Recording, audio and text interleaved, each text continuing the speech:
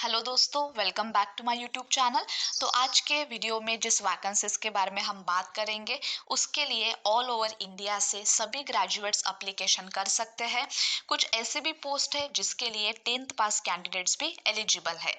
Group B and group C की आपकी ये पोस्ट रहेगी। तो हम बात कर रहे हैं एनटीए यानी नेशनल टेस्टिंग एजेंसी की तरफ से निकाली गई रिक्रूटमेंट के बारे में, जो कि एक ऑटोनॉमस ऑर्गेनाइजेशन है जो आती है मिनिस्ट्री ऑफ एजुकेशन के अंडर। सबसे पहले तो यहाँ पर इंट्रोडक्शन दिया गया है, उसके बाद इंपॉर्टेंट डेट्स दी गई है जिसमें अप्लीकेशन की स्टार्टिंग डेट और लास्ट डेट मेंशन्ड है। अप्लीकेशन स्टार्ट हो चुके हैं 22 मार्च 2024 से। अप्लाई करने की लास्ट डेट रहेगी 30 अप्रैल 2024 शाम के 5 बजे तक आप अप्लीकेशन कर सकते हैं।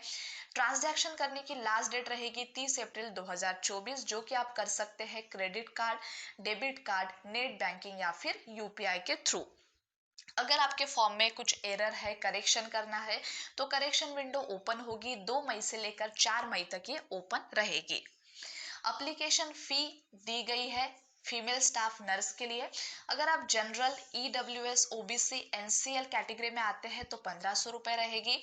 एससी, एसटी, पीडब्ल्यूबीडी के लिए रहेगी 500 रुपए, और जो अदर पोस्ट है उसके लिए जनरल, ईडब्ल्यूएस, ओबीसी के लिए रहेगी 1000 रुपीज, और एससी, एसटी, पीडब्ल्यूबीडी के लिए रहेगी 500 रुपीज। देन आपको रजिस्ट्रेशन कैसे करना है, एप्लीकेशन प्रोसेस क्या रहेगी, सभी बातें यहाँ पर इन डिटेल में दी गई है। जनरल इंट्रोडक्शन दिया गया है। उसके बाद जो भी आपको एग्जामिनेशन सिटीज अलॉट की जा सकती है वो सभी यहाँ पर मेंशन की गई है, आप देख सकते हैं स्क्रीन पर। फिर जो पोस्ट है वो 2 कैडर्स में आती है। कुछ ऐसी पोस्ट है जो आएगी HQRO कैडर में, कुछ ऐसी है जो आएगी JNV कैडर में। तो इसके बारे में देख लेते हैं। तो जो पोस्ट HQRO कैडर में आएगी वो है assistant section officer, audit assistant, junior translation officer, legal assistant, stenographers, computer operator, junior secretariat assistant and multitasking staff. और जो JNV कैडर में आएगी उसमें आएगी female staff nurse, catering supervisor, junior secretariat assistant, electrician come plumber, lab assistant and mess helper. फिर हर एक post के लिए कैटेगरी वाइज डिस्ट्रीब्यूशन भी दिया गया है वैकेंसीज का। तो female staff nurse, assistant section officer, audit assistant, junior translation officer, legal assistant, steno और तो ये जो है ये आपकी रहेगी ग्रुप बी की पोस्ट। और जो स्टेनोग्राफर है, computer operator, catering supervisor, junior secretariat assistant, HQRO cadre, junior secretariat assistant, JNV cadre, electrician come plumber, lab attendant, mess helper and multitasking staff, ये आएंगे आपकी ग्रुप सी की कैटेगरी में। फिर दिया गया है पोस्ट एंड एलिजिबिलिटी क्राइटेरिया। तो सभी पोस्ट के बारे में यहाँ पर पे लिमिट, अपर एज लिमिट, इसेंशियल क्वालिफिकेशन और डिजायरेबल क्वालिफिकेशन दिया गया है। अगर बात करें फीमेल स्टाफ नर्स की तो पे स्केल रहेगी लेवल 7, जो कि है 44,900 से लेकर 1,42,400 तक की सैलरी आपकी जाने वाली है। अपर एज दी गई है जो कि है 35 ईयर्स। क्वालिफिकेशन में अगर आपका BSc ऑनर्स हो चुका है नर्सिंग में, या फिर आपका रेगुलर कोर्स हो चुका है BSc नर्सिंग में, या फिर आपका पोस्ट बेसिक BSc नर्सिंग, इसके साथ अगर आप कहीं पे रजिस्टर्ड है एज अ नर्स या नर्स मिडवाइफी किसी भी स्टेट नर्सिंग काउंसिल में, या अगर आपके पास 2.5 इयर्स का एक्सपीरियंस है, अगर ये तीनों में से कोई भी आप फॉलो करते हैं, किसी भी क्राइटेरिया में आप अगर बैठते हैं तो अप्लीकेशन कर सकते हैं। डिजायरेबल में यहाँ पर बोला गया है कि आपको वर्किंग नॉलेज होना चाहिए Hindi, regional language and English का। अगर आपको इसका नॉलेज नहीं है तो भी आप इस पोस्ट के लिए अप्लीकेशन कर सकते हैं। उसके बाद दिया गया है assistant section officer, audit assistant, junior translation officer, legal assistant, सभी के लिए आप देख सकते हैं। अगर बात करें इलेक्ट्रिशियन कम प्लम्बर की तो इसके लिए ऐसे भी कैंडिडेट अप्लाई कर सकते हैं जो सिर्फ 10th पास ही है, और ITI सर्टिफिकेट आपके पास होना चाहिए इलेक्ट्रिशियन या फिर वायरमैन में, और 2 साल का एक्सपीरियंस होना चाहिए इलेक्ट्रिकल इंस्टॉलेशन में या फिर वायरिंग में या फिर प्लम्बिंग में। लेकिन जो 2 साल का एक्सपीरियंस है वो यहाँ पर डिजायरेबल है, मतलब अगर एक्सपीरियंस नहीं है तो भी आप अप्लीकेशन कर सकते हैं। लैब अटेंडेंट की पोस्ट के लिए आप अप्लीकेशन करना चाहते हैं तो उसके लिए भी 10th पास मांगा गया है। इसके साथ आपके पास सर्टिफिकेट होना चाहिए या फिर डिप्लोमा होना चाहिए लैबोरेटरी टेक्निक में, या फिर अगर आप 10th पास भी है साइंस स्ट्रीम से तो आप अप्लाई कर सकते हैं। मेस हेल्पर के लिए भी क्लास 10th आपसे मांगा गया है। इसके साथ 5 साल का एक्सपीरियंस आपको होना चाहिए किसी भी गवर्नमेंट रेसिडेंशियल ऑर्गेनाइजेशंस में, मेस स्कूल्स, या आप पास होने चाहिए skill prescribed by the NVS. जो भी स्किल टेस्ट ली जाती है, प्रिस्क्राइब की जाती है एनवीएस की तरफ से, अगर वो भी आप पास है, अगर इन तीनों में से कोई भी क्राइटेरिया आप फॉलो करते हैं तो आप अप्लीकेशन कर सकते हैं। और लास्ट पोस्ट है मल्टीटास्किंग स्टाफ की। इसके लिए कोई भी एक्सपीरियंस रिक्वायर्ड नहीं है, कोई भी पर्टिकुलर कंडीशन यहाँ पर नहीं ली गई है। अगर आप सिर्फ क्लास 10th भी पास है तो भी आप इसके लिए अप्लाई कर सकते हैं। सैलरी भी अच्छी खासी यहाँ पर रहेगी, जो है 18,000 से लेकर 56,900 तक, और एज लिमिट आपकी होनी चाहिए 18 से लेकर 30 साल के बीच में। एज रिलैक्सेशन भी रहेगा SC ST के लिए 5 साल का, ओबीसी नॉन क्रीमी के लिए 3 साल का,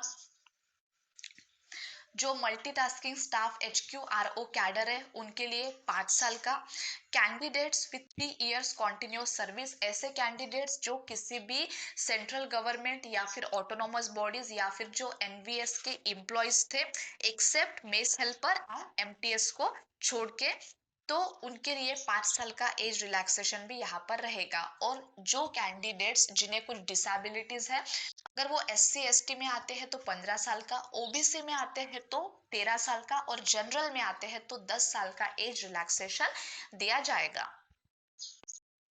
मोड ऑफ सिलेक्शन की बात करें तो जो फाइनल सिलेक्शन है वो आपका होगा कॉम्पिटिटिव एग्जाम की परफॉर्मेंस के बेसिस पे और इंटरव्यू की परफॉर्मेंस के बेसिस पे, मतलब ये दोनों भी कंबाइन करके जो आपका फाइनल रिजल्ट है वो आएगा। फिर जो फीमेल स्टाफ नर्स है, assistant section officer, audit assistant, junior translation officer, computer operator, catering supervisor, lab attendant and multitasking staff के लिए सिलेक्शन होगा परफॉर्मेंस पे, कि आपकी कॉम्पिटिटिव एग्जाम में कैसे परफॉर्म आपने किया। यहाँ पर कोई भी आपका इंटरव्यू नहीं होगा। और जो stenographer, junior secretariat assistant, junior secretariat assistant JNV cadre, electrician come plumber and mess helper, इनको शॉर्टलिस्ट किया जाएगा कॉम्पिटिटिव एग्जाम के बेसिस पे। और फिर जो भी शॉर्टलिस्टेड कैंडिडेट है उनको वहां पे ट्रेड टेस्ट के लिए या फिर स्किल टेस्ट के लिए अलाउ किया जाएगा। ये जो टेस्ट है वो सिर्फ क्वालिफाइंग नेचर की रहेगी, कोई भी वेटेज इसके लिए नहीं रहेगा। अगर आपका फाइनल सिलेक्शन हो जाता है तो कौन से सिटी में, कौन से स्टेट में आपको अलॉट किया जाएगा, कहाँ पे आपको प्लेसमेंट होगी, ये सभी जो लिस्ट है वो यहाँ पर दी गई है। फिर दिया गया है स्कीम ऑफ एग्जामिनेशन। यहाँ पर फीमेल स्टाफ के नर्स के लिए रीजनिंग एबिलिटी पर के क्वेश्चंस पूछे जाएंगे 15 मार्क्स के लिए। जो क्वेश्चंस रहेंगे वो रहेंगे 15, मतलब हर एक क्वेश्चन पे आपको मिलेगा 1 mark. General awareness and current affairs से रिलेटेड क्वेश्चंस पूछे जाएंगे। लैंग्वेज कॉम्पिटेंसी टेस्ट जिसमें जनरल इंग्लिश, जनरल हिंदी के कुछ क्वेश्चंस होंगे। सब्जेक्ट नॉलेज भी चेक किया जाएगा, मतलब जो टोटल क्वेश्चंस पूछेंगे इसमें रहेंगे 120 और टोटल मार्क्स रहेंगे 120, हर एक क्वेश्चन के लिए 1 मार्क। फिर है असिस्टेंट सेक्शन ऑफिसर की एग्जामिनेशन, जो पैटर्न है वो ऑडिट असिस्टेंट का, जो लीगल असिस्टेंट है उसके लिए, और जो स्टेनोग्राफर है उसके लिए लैंग्वेज टेस्ट रहेगी। General awareness and current affair से रिलेटेड क्वेश्चंस पूछे जाएंगे। बेसिक नॉलेज रहेगा कंप्यूटर ऑपरेशन का, ये भी चेक किया जाएगा। और स्किल टेस्ट में टाइपिंग टेस्ट भी यहाँ पर स्टेनोग्राफर की पोस्ट के लिए ली जाएगी। एग्जामिनेशन में नेगेटिव मार्किंग भी रहेगी 0.25, मतलब 1/4 की आपकी नेगेटिव मार्किंग यहाँ पर रहने वाली है। कैसे अप्लाई करना है ये भी यहाँ पर दिया गया है। और लास्ट में है अंडरटेकिंग, जो भी एक्स सर्विसमैन है उनके लिए, ओबीसी कैंडिडेट्स के लिए, SC ST सर्टिफिकेट जो भी कैंडिडेट्स है उनके लिए यहाँ पर दिया गया है। और जो कैंडिडेट खुद का स्क्राइब अरेंज कर रहे हैं उनके लिए भी यहाँ पर लेटर जो है उनको दिया गया है, जो कि उनको फिल करके देना पड़ेगा। तो गाइज ये थी कुछ इन्फॉर्मेशन एनवीएस की तरफ से निकाली गई रिक्रूटमेंट के बारे में। अगर आपको इन्फॉर्मेशन यूजफुल लगी हो तो वीडियो को लाइक जरूर करें। धन्यवाद।